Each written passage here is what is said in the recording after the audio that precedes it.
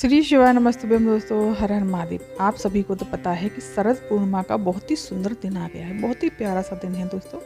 तो शरद पूर्णिमा के दिन आप पूज्य गुरुदेव पंडित प्रदीप मिश्रा जी की कथा से सुन करके समझ करके 4 उपाय लेकर के आए, जो कि बहुत ही सुंदर और अचूक उपाय है। अगर आपके यहाँ धन संपदा की कमी है, या आपके यहाँ लड़ाई झगड़े रहते हैं, व्यापार नहीं चल रहा है, या बहुत दुख है जीवन में, बहुत कष्ट आ गया है, तो आपको शरद पूर्णिमा के दिन मात्र आपको 2 बिंदियां लगानी है और इस उपाय को करने से निश्चित ही आपके अगले महीने तक देख लीजिए सारे दुखों का अंत हो जाएगा। साल भर तक आपके यहाँ संपदा की कमी नहीं रहेगी, लड़ाई झगड़े बंद होंगे और एक कमाते हैं सवाया खर्च होता है वो भी सब ठीक हो जाएगा। आपको क्या करना है, हल्दी ले लेनी है और रोली ले लेनी है।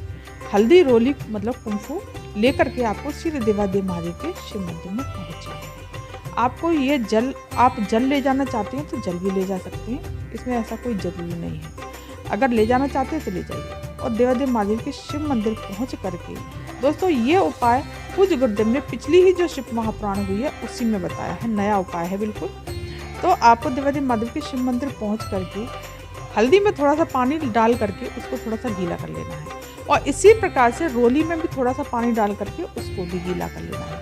गीला करने के पश्चात हल्दी की एक बिंदी माता अशोक सुंदरी के स्थान पर रखनी है और दूसरी कुमकुम की बिंदी भी माता अशोक सुंदरी के स्थान पर रख देनी है और श्री शिवाय नमस्तुभ्यम मंत्र का जाप करते हुए अपनी कामना को कह देना है, जो भी समस्या है। फिर आपको सीधे अपने घर चले आना है और एक बात का विशेष ध्यान रखिएगा, आपको जिस उंगली से आपने रोली और हल्दी लगाई है उसको आपको धोना नहीं है, वो उंगली ऐसे के ऐसे ही आपको अपने घर लानी है। जैसे ही हम अपने घर की एंट्री करेंगे, जैसे ही हम घर के अंदर घुसने वाले होंगे तो आपका जो मेन गेट पड़ेगा उसके ऊपर की तरफ आपको वो उंगली लगा देनी है, उस पर हल्दी और रोली लगी होगी, उस हल्दी और रोली का टीका लगा देना है। दोस्तों यकीन मानिए, पूज्य गुरुदेव कहते हैं कि करके तो देखिए, एक बार प्रैक्टिकल तो करके देखिए, निश्चित ही आपके दुखों का जरूर अंत होगा, धन संपदा आपके यहाँ जरूर आएगी। भोलेनाथ और माता लक्ष्मी, भगवान विष्णु सब आप पर कृपा करेंगे। शरद पूर्णिमा का इतना बहुत ही बड़ा महत्व होता है। दोस्तों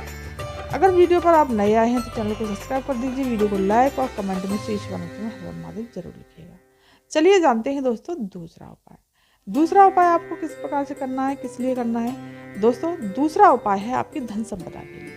अगर आपके जीवन में धन संपदा की बहुत कमी है, व्यापार नहीं चल रहा है, नौकरी नहीं लग रही है, धन संपदा कहीं से आ नहीं रही है, बहुत कष्टमय जिंदगी चल रही है, तो आपको क्या करना है, सिर्फ और सिर्फ ये शरद पूर्णिमा का ही उपाय है।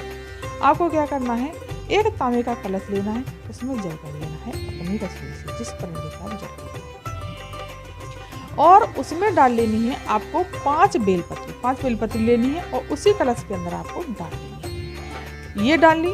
अब आपको लेना है एक कमल गट्टा आपको इजीली कहीं भी दुकान पर आपको मिल जाएगा, 1 रुपए का 2 रुपए का जो भी है, वो कमल गट्टा भी आपको इसी कलश में डाल लेना है। ये ले करके आपको प्रदोष काल के समय पर, शाम के समय पर 4 बजे से लेकर के 6 बजे के बीच में आपको शिव मंदिर शिवालय में पहुंचना है और श्री शिवाय नमस्तुभ्यम मंत्र का जाप करते हुए चंद्रेश्वर महादेव का नाम लेना। कौन से महादेव का नाम लेना है दोस्तों? चंद्रेश्वर महादेव का नाम लेकर के आपको वो जल सारा समर्पित करना है, वैसा का वैसा ही। दोस्तों यकीन मानिए, अगली पूर्णिमा आएगी, कार्तिक पूर्णिमा आएगी ना, तो आपको खुद ही एहसास होने लगेगा, बदलाव दिखने लगेगा कि हाँ धन संपदा मेरे यहाँ आने लगी है, सारे दुख दूर होने लगे हैं। 1 महीने में तुरंत ही भोलेनाथ इसका असर आपको जरूर दिखाएंगे। दोस्तों बहुत ही सुंदर सा उपाय। अब चलिए दोस्तों जानते हैं तीसरा उपाय है दोस्तों रोग बीमारी के लिए। रोग बीमारी के लिए क्या है कि अगर आपको दमा का रोग है, श्वास का रोग है, बहुत विकट समस्या है, बहुत ज़्यादा कष्ट हो रहा है, तो आपको सिर्फ और सिर्फ शरद पूर्णिमा के दिन आपको 5 पीपल के पत्ते ले लेने हैं। पीपल के पत्ते लेकर के आपको उन्हें धो के साफ कर लेना है। साफ करने के बाद में आपको खीर बनानी है। खीर बना करके उन पीपल के पत्तों पर 5 पर आपको खीर रख लेनी है।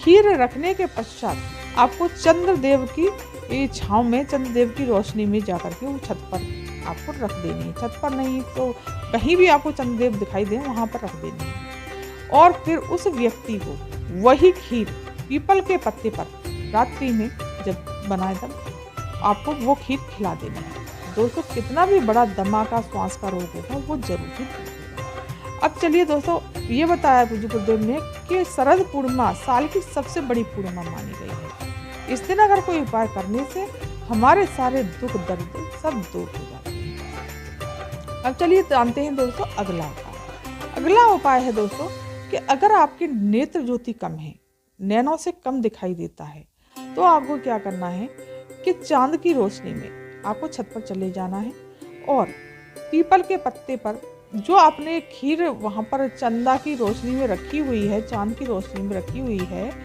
उसी खीर को उठाना है और पीपल के पत्ते पर रखना है। और जिस व्यक्ति की आंखें कमजोर हैं, बच्चे की हों, बड़े की हों, जो भी है, चंद्रमा की तरफ 5 मिनट तक लगातार देखते रहना है। देखने के बाद में फिर आपको खीर चाटनी है, फिर 5 मिनट तक लगातार देखना है, फिर आपको खीर चाटनी है, फिर देखना है। इसी प्रकार से आपको 3-4 बार ये क्रम करना है।